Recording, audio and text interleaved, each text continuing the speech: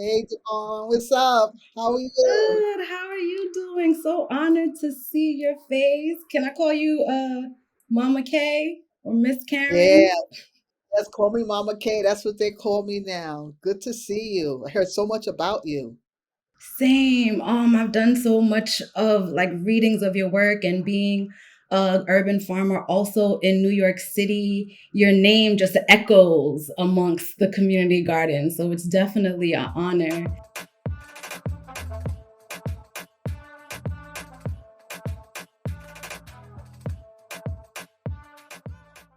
So I'm Karen Washington. My pronouns are she, her. Formerly of the Boogie Down Bronx. Just recently moved to Georgia, but I'll still be farming in New York the next couple of years. And yeah, and I've been doing this work for 37 years, and now they call me affectionately Mama K.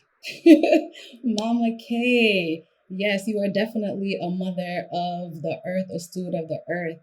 Like I said, your name echoes amongst the streets of the city in terms of urban agriculture. So honored to be here. My name is DeVonne Jackson, she, her pronouns. My location is the Lenape Lands here in Brooklyn. Um, Similar to you, my parents weren't farmers or my grandparents, but I would say that they were growers. My dad often grew varieties of cucumbers in the backyard. He loves his salads. And my grandmother often had herbs, whether on the windowsill or dried herbs around the house. So I knew the importance of these things, and maybe not fully understanding exactly where they came from at that time. And but my love for the environmental justice world and just being outside, that's where I was the safest growing up. I felt that outside was my home, not necessarily inside the house. So because of that, I went to college with the intention to be an entomologist, which is essentially insect scientist, to work in the criminal justice field to assist in investigations and understanding the life cycle of arthropods and insects. But I don't know if you've ever taken an intro to insect class, but it was difficult. And being one of the only women in the class, one of the only Black women in the class, and just feeling kind of out of place in the moment, I shied away. Went into another field, ended up working in production. But, when you have a calling or like a urge or something, it prevents you from doing anything else. So at the top of 2020, I decided I wanted to leave my 9 to 5 job and take on gardening, urban gardening full time. And that's what I've been doing here in Brooklyn.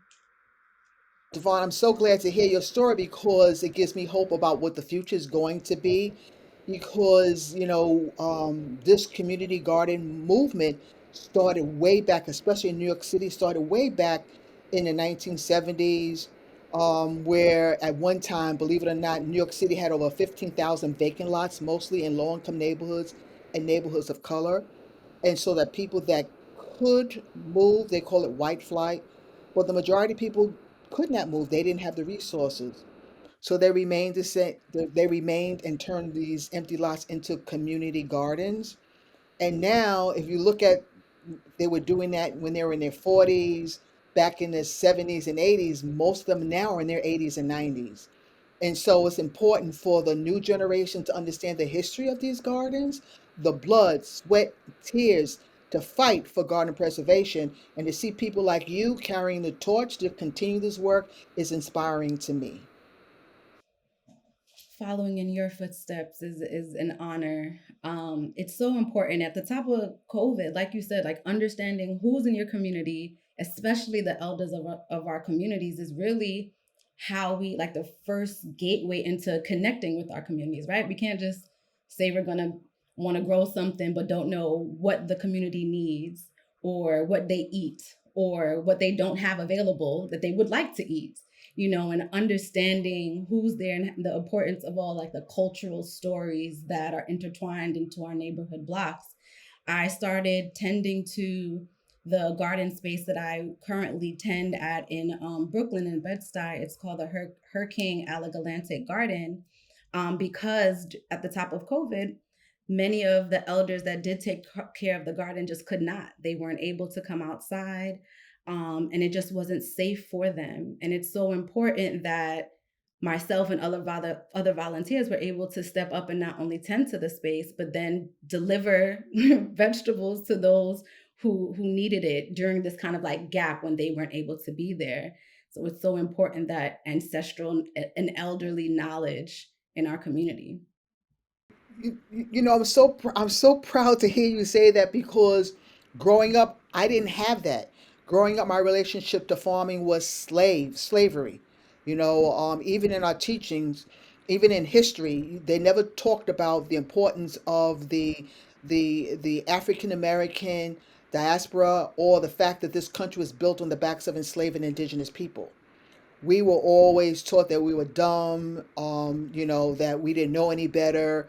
And the fact is no, we were intelligent. We were brought here because of our knowledge of agriculture. The seeds in our hair, we were the ones that started the culinary foods that, we eat now. And so for me to sit back and see how so many black and brown young men and women want to farm because they know that our relationship to land is power. This is where we get our power from. This is who we are because we are an agrarian people. So to sit here and to listen to you, your enthusiasm, your passion for growing food makes me feel good. I deeply agree with you. Like coupled with this ancestral, I guess, trauma or continued examples of oppression, there's also like coupled with that is survival, right? It's succession. It's like you said, seeds being put into braids to come over here to be able to sustain because they didn't know where they were going or what it would be, the land would be like. But I think you kind of mentioned it, like we are scientists innately. We know the land, we can read the stars, we can, it's so powerful, especially with being able to then share that knowledge and teach a child to plant a seed and just like changing the view of what a farmer looks like. I've been in many spaces where, whether it be a conference or just speaking with folks, and they're like, "You're the farmer?" I guess they're expecting overalls or a man or a white man.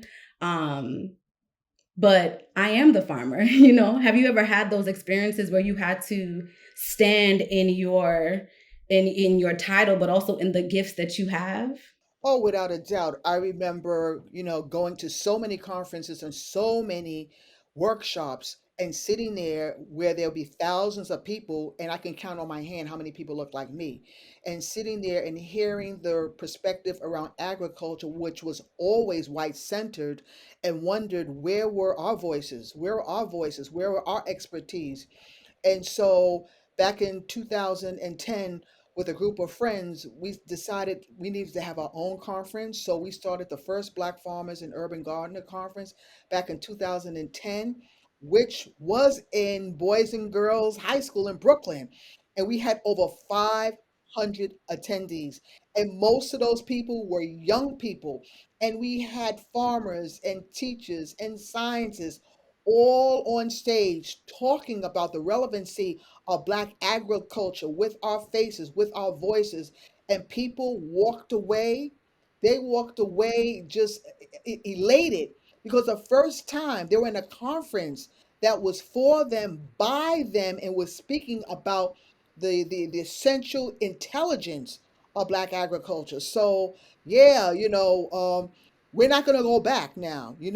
Pandora's box has been opened. The truth of the matter has been open on why we are here, and to see young people like yourselves and others demanding change and demanding truth to be told. So I'm glad, I'm happy, and I'm looking forward to the future. Yeah. You're right. It's the knowledge of, and sometimes I'm shocked at that too, even in the digital world where at the top of COVID, everyone was doing lives and everyone is an expert. And many of the panels about agriculture or sustainability often aren't from queer voices or Black voices or women.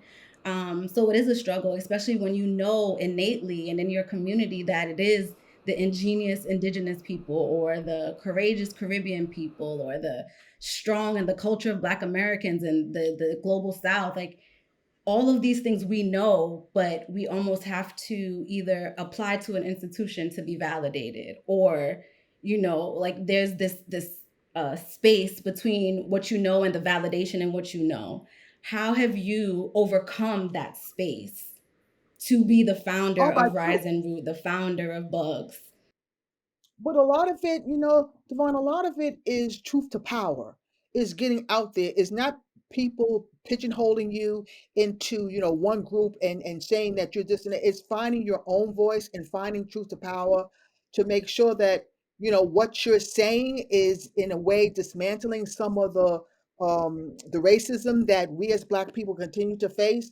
And also make it known that when we talk about food and food systems, first of all, we need to talk about this global movement because it's no longer a local movement. First of all, it's a global movement. That's number one. The majority of farmers are women. The majority of farmers are women and women of color.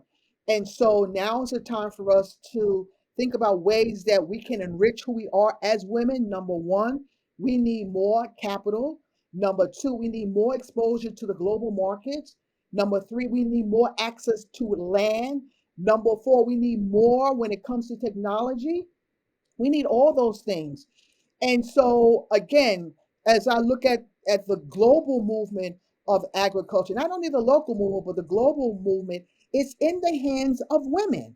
It's in the hands of women. We're the ones that are going to move this agricultural system in a way that's fair, just, and equitable for all. And do you have a chance to see that in the work that you're doing, especially you're working in Brooklyn, you're seeing so many people, young people doing the work. What is your experience working with young people? What are you seeing? I see the same things. I think that women are creators, right? By nature, we are nurturers. And we are at the front line, especially when it is really community based or community centered systems, whether it's in health, whether it's in food systems, like that, we are there providing those things.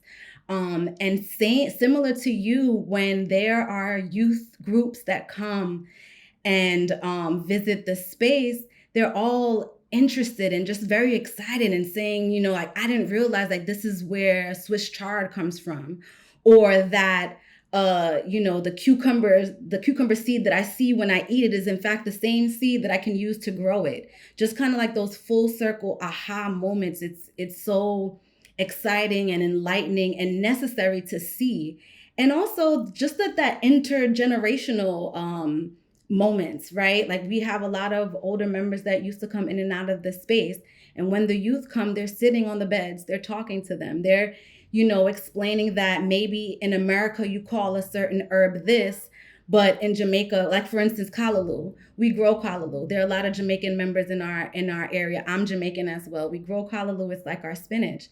So what, us from Jamaica will call it kalaloo, but someone here will say amaranth, right? Or someone from another island may call it something else. But those moments of us being able to talk to each other and see, like have that like tangible feel of how things occur and where how things kind of travel from place to place, is those moments of connectivity that I enjoy the most. And I see that the most when the youth come and visit. And it brings joy to the elderly as well to share that. It's a gift to be given. I feel you. A lot of, like I said from the very beginning, a lot of my knowledge and power came from elders. And I remember at one time I had a patient one time and his hands were big, but they were all gnarled. And I looked at his hands and I asked him, what he did as a profession. So he said not only did he work on the railroad tracks, but he was a hard worker in the fields.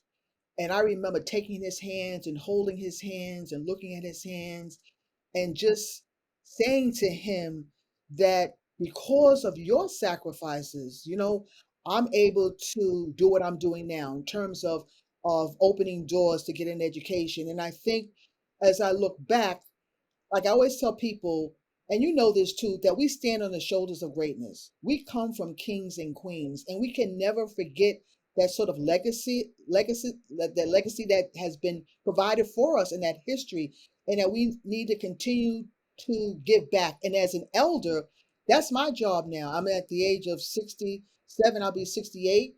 And my job now is to prepare the next generation, for this world that's going to be totally different. I predict 10, 20 years from now that the country itself will be more colorized, and more voices and more people of color will have the power and the urgency to make change. Because at the end of the day, DeVonne, you know this, at the end of the day, food is a human right. Everyone should have a right to healthy food and clean water. And hopefully, there'll be people like you and your generation and generations to come to make sure that that truly happens. You're sometimes I think, in the next 2 years, there'll be such a large change, especially with technology. So, you saying that, there'll be such a large change is not only spot on, but it's a testament to nature's, like how nature changes, right? Nature is not the same as it will be, as it is today, as it will be 5 years from now. It's always evolving, always changing. And there's nothing really in nature that's really binary too, right? It's non-binary. Like we see that as we may study botany, or we can just see different insects and animals. And I think that as a queer woman, as a Black woman, I'm rooted in that. I'm rooted. Sometimes you have to find a place where so many other places are telling you no, or that you are unnatural, or that you aren't a creation of this world. And sometimes you have to find what your truth is in that. And nature was that for me, right? Nature is very queer, very, very queer. And it fuels me to say, just like this flower, this rose belongs in her queerness, or this penguin belongs in his queerness or their queerness, I too belong and have purpose. How do you feel, or what do you stand on as a queer farmer in this space?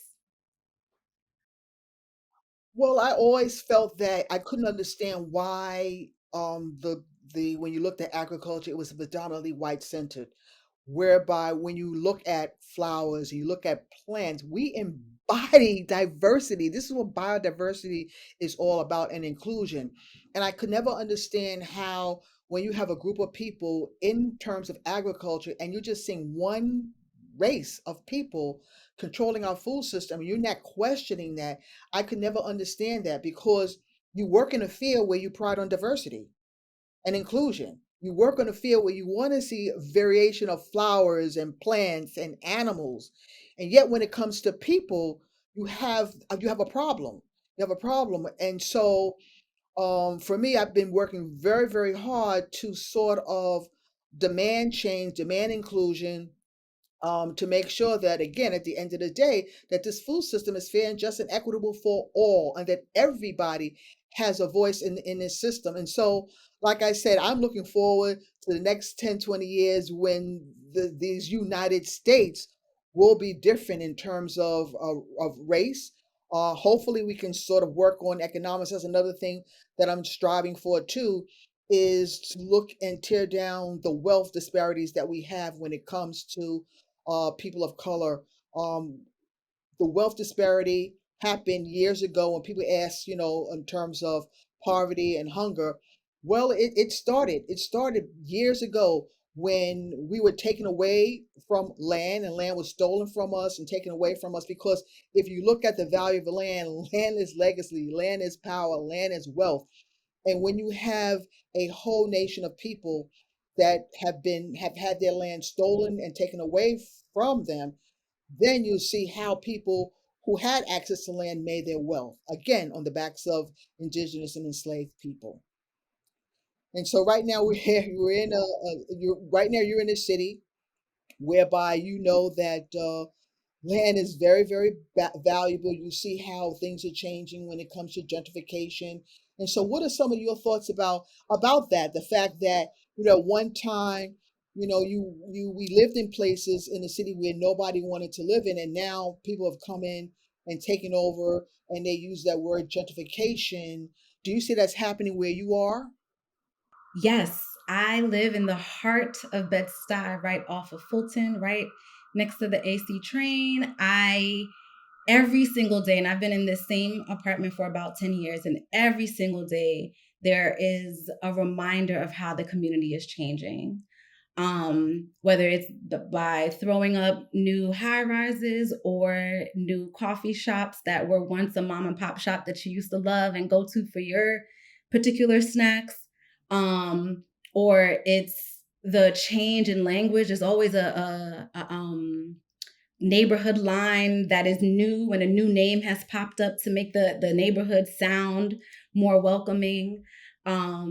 And yeah, rent and mortgage, whether it's an apartment or if you're seeking a space for community garden, is very expensive, millions of dollars. And many of these spaces in my area are vacant and have been vacant for years. And my first farm manager job, was at a garden called 462 Halsey. And that space has a rich history in Brooklyn. And the founders were one of the founders was a Black woman, and she wrote in that garden's bylaws that not only do, whether she's at the front or not, Black people need to be a part of the board on this garden, and it's within their bylaws. And I admired to see that, well, not only did she fight for the space, because it's similar to your story, it was a vacant space that no one took care of, and they kind of took it upon themselves to move forward with getting funding and just kind of guerrillaing it out there. And now it's been there for over 10 years. But the fact that she was writing in the bylaws that this Black people are part of this community, so that means that Black people need to be a part of this growing space, was important and like shifting for me in my mind, like, oh, that can happen. And even recently, I want to say Portland, but I might be wrong.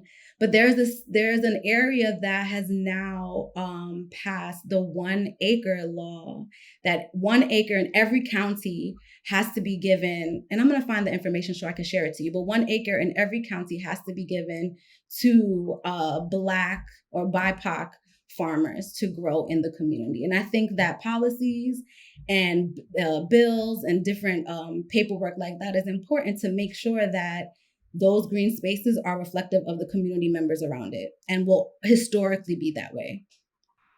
So, a question I have to ask you, because you have a new mayor, Eric Adams, who is quote unquote a foodie. He's a vegan, he's into healthy food.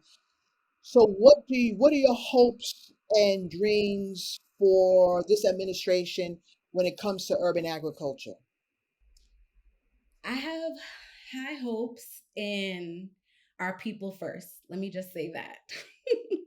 Before we go to elected officials, I have really high hopes for our people. But in terms of this administration, um, it stood on environmental issues. It stood on prioritizing composting, which is a huge part of urban gardening or urban farming. It's a huge part of what we need in the city in terms of just waste management, period. Um, so it stood on these practices, and I'm not sure where he's going to take it, because we've seen in the last couple weeks that he's cut funding in our compost programs. So that worries me. Um, but I am hopeful in the people and in our community members. I think that was only announced last week, and people are already in an uproar. And I don't mean that in this like negative or aggressive way with your body, but with our actions and with our movements. And people are calling, and like those actions are really what pushes our administration to stay in line with what they promised. And I think that in addition to the policies and the monies that will come with that, I think a large part of is education, which you brought forth earlier. The curriculum that needs to be in our elementary schools and our pre-K, it needs to be given to us from young, so that we truly understand from youth all the way up, that it's like built in our city's curriculum, that we know where our food comes from. So I have hope, but my truest of hopes is with the people. Yeah, you just have to make sure that you'll come out and make sure that, whoever the mayor is, whoever is in political office, that they're accountable. And I think for so long, people have lost their power because they sit back and they become silent and complacent, and they don't make sure that the people that they vote in are doing the job. So hopefully, people like you and people in the community will now come out and demand accountability when things are starting to change. Because I know, for me, COVID has really changed the way I look at life in general. So many people, again, so many people lost their lives fighting this disease, and what it taught me as a healthcare professional, the value of life, the value of humanity, and to be humble by what has happened. I remember, and I think you mentioned it earlier, that when the epidemic happened, people wanted to grow everywhere. I mean, I got emails of people wanting to, for the first time, grow in their front yard, their backyard, on their windowsill, on their terraces, in community gardens, because they knew that in order to beat this virus, it meant eating healthy and being healthy. And I hope that the trend continues, that people understand that in order to be healthy, you have to eat healthy, and that people like you and others continue to advocate for that and continue to make sure that this administration and other administrations to come value eating healthy and drinking fresh, clean water. I think they go hand in hand. I agree. So one question I want to ask you, I want to ask, I want to ask you one question.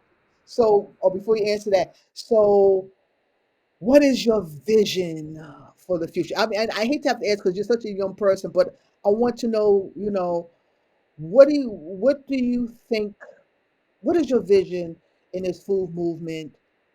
If you can speak to like a young person that's in, middle school or an elementary school is going to look up to you, what can you tell them about what you see about the future for them? Wow, such a beautiful question.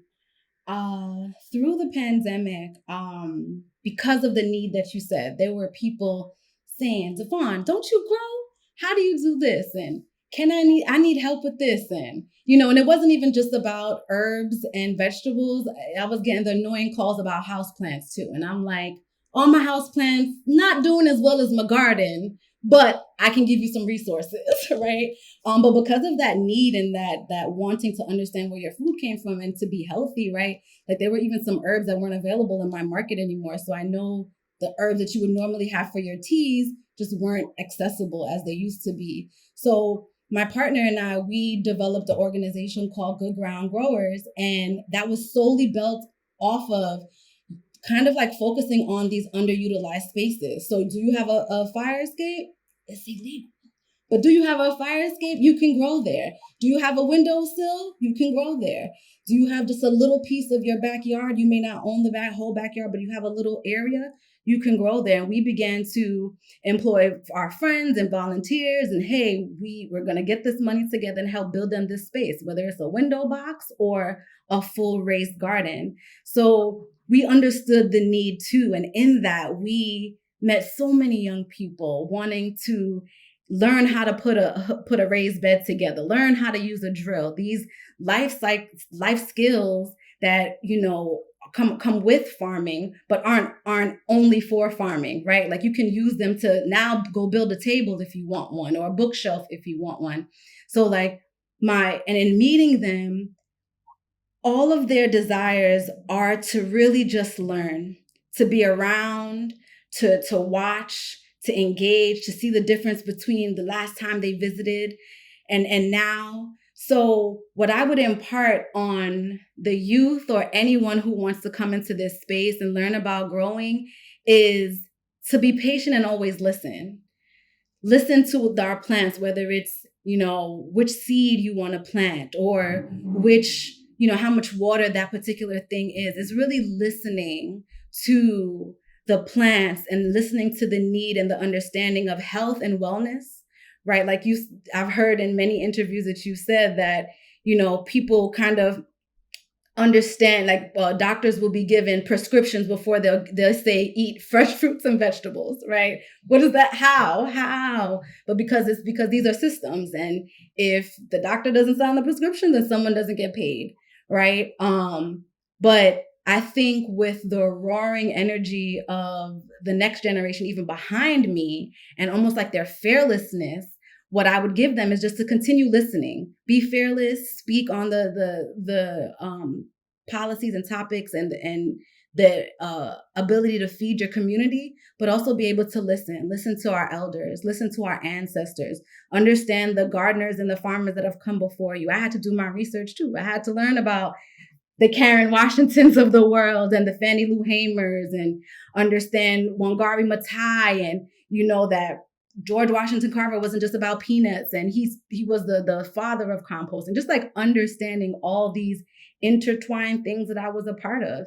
And sometimes that means even asking your parents, like asking where they connect to the farm or not, or why. You spoke also earlier about the trauma that people may have to the land, whether it's Black people, Indigenous people, Asian, like it doesn't matter. People have trauma, whether it's just too hard, being enslaved, being outside and sweaty, or, when I talk to people in sustainability, they'll often say, well, I don't want to live this way because I've made it. The life of sustainability is almost a life of less. When in my mind, I'm like, it's the opposite. It's a life of abundance and seeing the abundance in everything. But you have to meet people where they at. So where they are. So if you're continually listening, you will your way will be lit. Lit as in fun and lit as in light. I can see how you're like just shining through, and I just hope that it just catches fire, because right now we're at a crossroads where there's two sort of legislative, no, three legislative bodies that we're trying to put through. First of all is debt relief for Black farmers that has been stymied in Wisconsin when white farmers heard of the Biden administration trying to provide debt relief for so many Black farmers. It was challenged by white farmers, saying it was reverse discrimination, which doesn't make sense because when all farmers are hurting, especially Black farmers, then something needs to be done. That's number one. Number two, the Black Farmers Act that was put into legislation through Senator Booker and Senator Elizabeth Warren. Again, the Black Farmer Act would encourage more money to put into educational programs for Black youth, more technical assistance for farmers, more access to land for farmers. And again, anytime there's some sort of action is put through to help, again, engage in a conversation, but to engage in the purpose of reparations and the purpose of getting back so many money and funding that has been lost, it's challenged. And the third thing that uh, young people have to be aware of is the Farm Bill. The Farm Bill is coming up this year, and we have to make sure that there are money set aside that will encourage the growth of young Black and brown farmers, that there's debt relief when it comes to loans, that there's access to land for up and coming farmers, young up and coming farmer, and also there's debt relief when it comes to people who want to enter farming, that they can reduce their debt income when it comes to student debt loan. So these are some of the things that are out there that I encourage you and so many young people to jump on the bandwagon and fight for justice. And so hopefully, you know, that can happen. And yeah, your thoughts. Yeah, I was just gonna say thank you so much for bringing up the financial side, the racial side of the finances when it comes to being a farmer, whether that is urban farming or rural. How I know that you spoke about a Black Farmers Fund at some point. Why did you think that that was necessary for your community or for our people? Thank you so much for bringing that up, Devon, because of the fact that we look at in New York State, out of 57,000 farmers, only 139 are Black. And if you look at the amount of money, that's the billions and billions of dollars that come in, we don't even get a sliver of that. And so we started out demanding change. As a matter of fact, we went to the powers that be, the Secretary of Agriculture, and demanded $9 million. Went to the governors and man, here you got Black folk asking for $9 million. Yeah, yeah. And so Again, we were laughed at and frowned upon, but you know what? In that midst of understanding our story, understanding what we stood for. We didn't want a handout. We want to be able to control our own narrative. And it comes with three things: giving us opportunity, giving us land, and giving us resources. That's all we ask. So we started this fund so that we can help Black farmers and Black businesses start up. Something that's never been done before. And to this day, we have amassed over $3 million, of which that money is going to go for Black farms and Black businesses, but also there's a strong educational component with that. So it's not about just giving out money.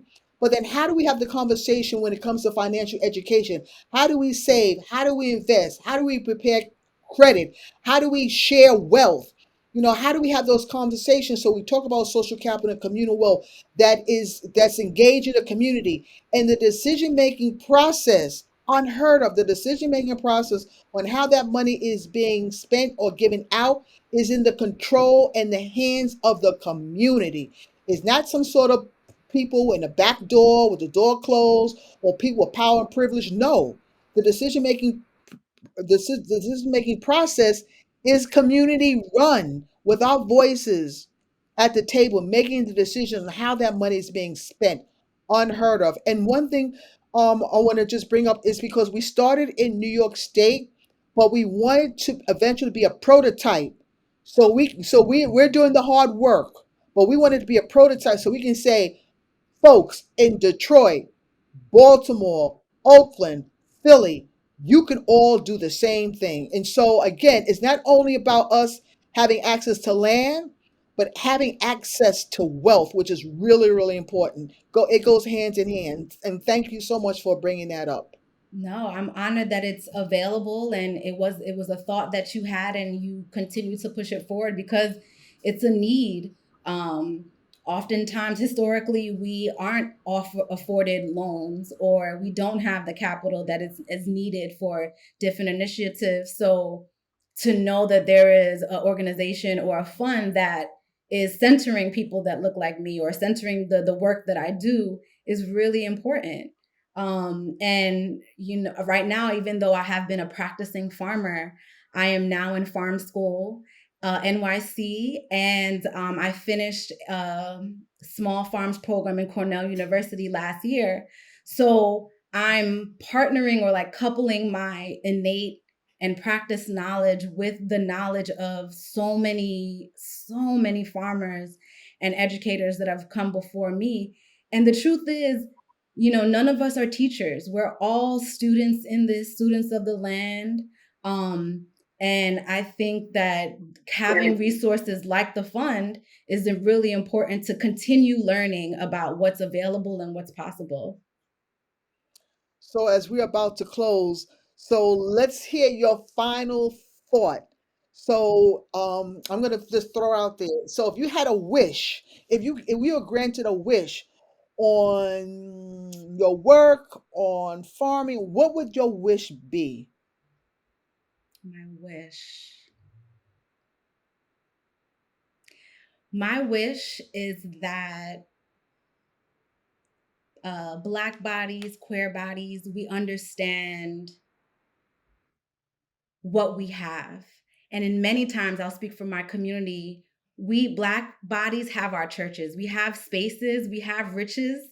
We just don't know how to tap into those spaces. And I think that we didn't really talk about this, but I think that um, CLT, so land trust, is really important to our community when, especially in Brooklyn, where people are coming in and trying to grab up brownstones.